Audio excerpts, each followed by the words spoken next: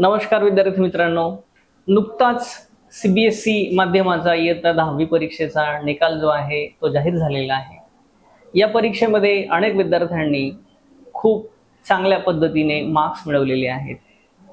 या परीक्षेनंतर लवकरच 10वी एसएससी बोर्ड परीक्षेचा सुद्धा निकाल जो आहे तो लागत आहे आणि मला खात्री आहे की याही परीक्षेमध्ये विद्यार्थ्यांना भरघोस असे जे गुण आहेत ते मिळणार आहे।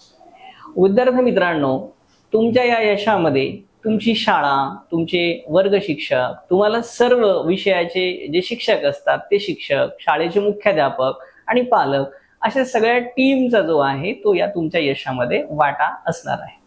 म्हणून मी दिशा करिअर फाउंडेशन आणि व्यक्तिशः स्वतः प्राचार्य विकास ढगे पाटील आपल्या सगळ्या या टीमचं खूप खूप अभिनंदन करतो। आपल्या या सगळ्या टीमचं खूप खूप आभार मानतो।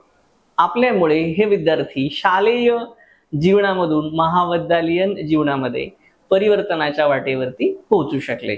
विद्यार्थी मित्रांनो, आता वेगवेगळ्या भागातनं, ग्रामीण भाग असेल किंवा शहरी भाग असेल, अशा दोन वेगवेगळ्या स्तरांवरून विद्यार्थी शालेय जीवनामधून महाविद्यालयीन ज्युनियर कॉलेजच्या आयुष्यामध्ये प्रवेश करत असताना विद्यार्थ्यांच्या मनामध्ये जे काही आहेत, अनेक प्रश्न आहेत, अनेक अडचणी आहेत, अनेक शंका आहेत, तर त्या शंकांना आपण उत्तर शोधत असताना तुमच्या मदतीसाठी हा जो व्हिडिओ आहे तो मी घेऊन येत आहे। त्यामुळे आपण सगळ्यांनी तुमच्या मनातल्या या प्रश्नांची उत्तरं या व्हिडिओच्या माध्यमातून शोधण्याचा आपण प्रयत्न करत आहोत।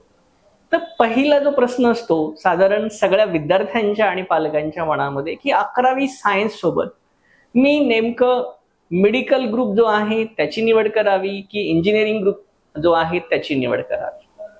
आता दिशा करिअर फाउंडेशनने जो काही फाउंडेशन कोर्स घेतला त्यामध्ये पण अशा बऱ्याचशा कन्फ्यूज असणाऱ्या विद्यार्थ्यांची आणि माझी भेट झाली, तेव्हा माझ्यात हा एक लक्षात आलेला क्वेश्चन होता की प्रामुख्याने पालक आणि विद्यार्थी यांच्या मनामध्ये असलेला हा प्रश्न आहे की कोणत्या ग्रुपची निवड करावी, मेडिकल ग्रुपला जावं की इंजिनिअरिंग ग्रुपला जावं।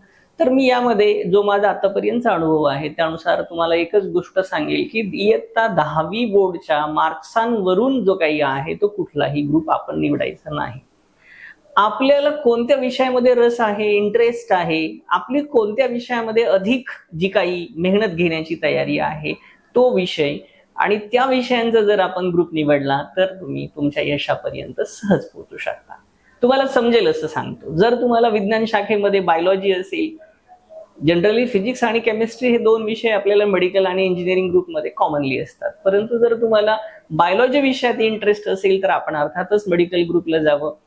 मॅथमॅटिक्स मध्ये जर तुम्हाला प्रॉब्लेम सॉल्व्हिंग ॲटिट्यूड, ॲप्टिट्यूड आणि तुम्हाला ॲडव्हान्स मॅथ्स शिकण्याची इच्छा असेल तर आपण जो काही आहे पीसीएम ग्रुप जो आहे तो निवडावा। शक्यतो विद्यार्थ्यांना मी इथे सल्ला देईल की आपण कॉमन ग्रुप निवडू नये, कारण राष्ट्रीय स्पर्धा परीक्षेमध्ये जी तीव्र स्पर्धा झालेली आहे, नीट असेल, जेडबलई असेल किंवा आपली महाराष्ट्र शासनाची सीईटी असेल, त्या सगळ्यांचा विचार करता आपण जो मेडिकल किंवा इंजिनिअरिंग यापैकी एक ग्रुप निवडावा। आपल्या सगळ्यांच्या मनातला अत्यंत जिव्हाळ्याचा दुसरा प्रश्न असतो, जे विद्यार्थी खास करून स्टेट बोर्ड, मराठी, सेमी किंवा ग्रामीण भागामधनं शिक्षण घेतलेली अगदी इंग्लिश मीडियमची मुलं असतील, त्या सगळ्यांच्या मनात प्रश्न असतो की मला सायन्स जमेल का। तर विद्यार्थी मित्रांनो, मी तुम्हाला खात्रीपूर्वक सांगतो, असे अनेक आपल्या अगोदरचे पण लोक आहेत जे ग्रामीण भागातून आले, सायन्स घेतलं, मोठे डॉक्टर आणि इंजिनियर्स झाले। आपली फक्त मेहनत करायची तयारी असेल, आपल्या अभ्यासात जर सातत्य असेल आणि सगळ्यात महत्वाचं स्वतःवर आपला विश्वास असेल तर आपण कुठल्याही माध्यमाचे असाल, मराठी माध्यमाचे असाल, सेमी माध्यमाचे असाल, इंग्लिश माध्यमाचे असाल, तुम्ही विज्ञान आत्मविश्वासपूर्वक निवडा आणि त्यामध्ये 100% यशापर्यंत आपण पोहोचा। ही 100% जी काही गोष्ट आहे ती आपल्या आयुष्यात घडणार आहे याबद्दल खात्री बाळगा। तिसरा जो एक सगळ्यात महत्वाचा प्रश्न आहे की मराठी सेमी माध्यमामध्ये, इंग्लिश माध्यमामध्ये जी मुलं शिकली स्टेट बोर्डमध्ये खास करून, या मुलांना एक प्रश्न असतो की नीट सारखी परीक्षा, जेडबलई सारखी राष्ट्रीय स्पर्धा परीक्षा जी आहे त्या स्पर्धा परीक्षेला मी सामोरं जात असताना मला यश मिळेल का, या स्पर्धेत मी टिकेल का। तर याचं उत्तर मी तुम्हाला देऊ इच्छितो, 100%।